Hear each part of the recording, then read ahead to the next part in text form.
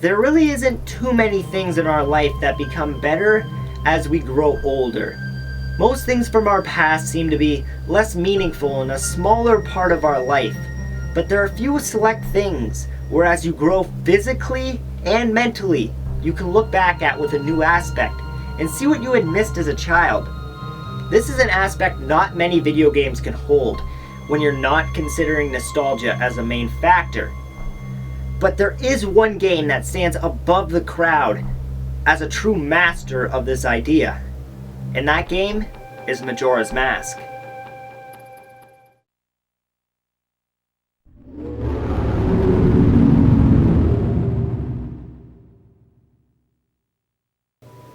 When I was a young child, Majora's Mask was a flaw to me. It was not an acceptable sequel to Ocarina of Time.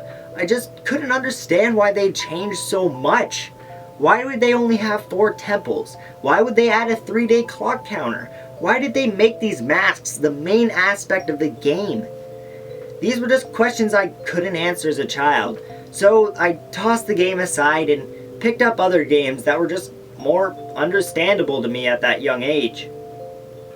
Now, many years later, a certain collector's edition was released for the Nintendo GameCube, and I was ecstatic when I got it for Christmas. I popped that into the GameCube and played Ocarina of Time once again, even tried Zelda 1 and 2.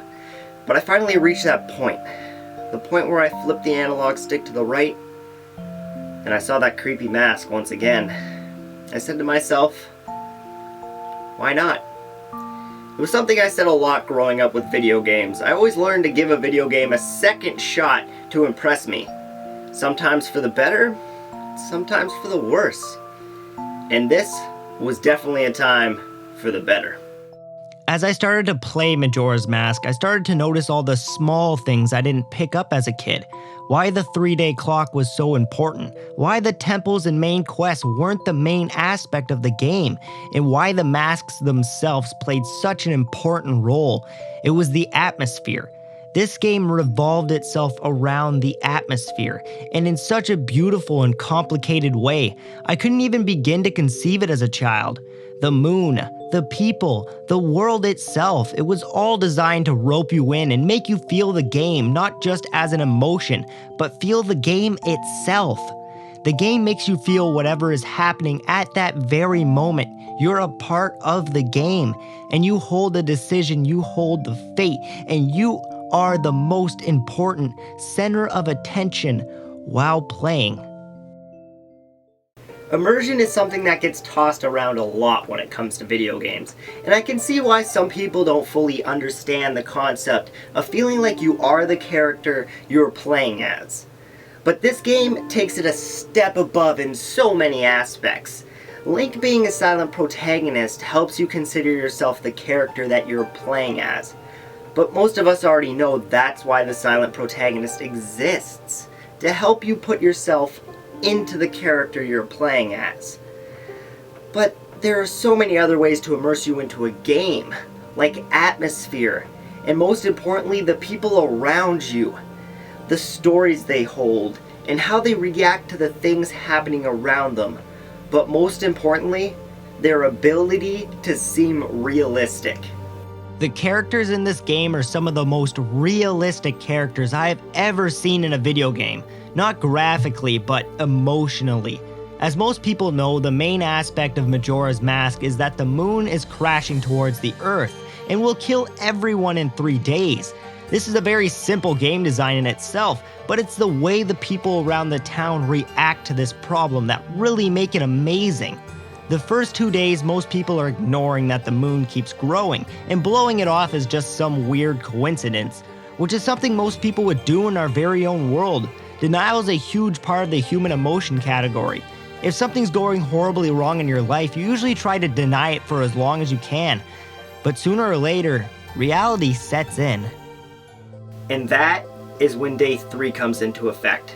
People really start to realize that the moon is going to crash into their town. Some people flee for their lives, and others just stay in the town knowing full-heartedly that fleeing most likely won't solve anything. There are a select few people in town that need to be mentioned due to their personality and how realistic and saddening it is. The first being the Swords Master. He at first claims that he could easily cut the moon in half with his sword, and there's nothing to worry about. But then a few hours before the moon crashes, he can be found in the back of his shop, huddled up in fear. This is a perfect example of how many people can be overconfident and cocky about a problem. But when the real situation arrives, they cower in fear. The other person is the mailman. He is a person who is very punctual and always on time when it comes to work. But when the world is coming to an end, he begins to have a moral dilemma where he can't choose between failing his job and being punctual or fleeing the city to try and save his own life. This is the perfect example of people and their love for personal belongings. Some people just can't leave certain things from their life behind, even if it means losing their own life, which is very saddening. Another huge part of this game is that you will fail. You must first fail to then be able to succeed later. It is not possible to beat the game in the 3 allocated nights, which means you will have to go back to day 1 knowing that you weren't able to save all the people who wanted your help, and that everything that you have done will be undone. This is something this game does perfectly. It gives you something to work for and then rips it away from you. The most prominent display of this idea is during the Wedding Mask storyline. This storyline takes all 3 days to complete, all the way up to the 2 hours before the moon crashes into the earth, meaning that you can spend all this time helping this couple find each other and fall back in love. But in 2 hours, you will have to reset the clock, undoing everything you have done for these people. Majora's Mask drags you into the game, making you really feel these non-existent characters' feelings and emotions that aren't really there because, well, it's a video game. But you yourself make these feelings and emotions that cause such a sense of immersion that almost nothing else can.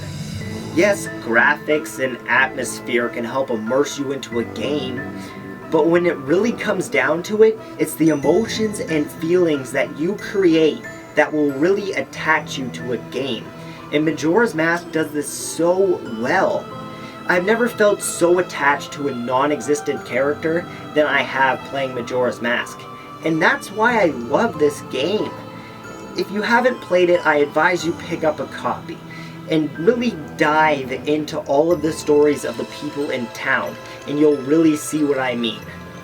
Just remember that when you're playing a game, gameplay isn't the only important thing. A non-playable character's story and emotions will always be just as important.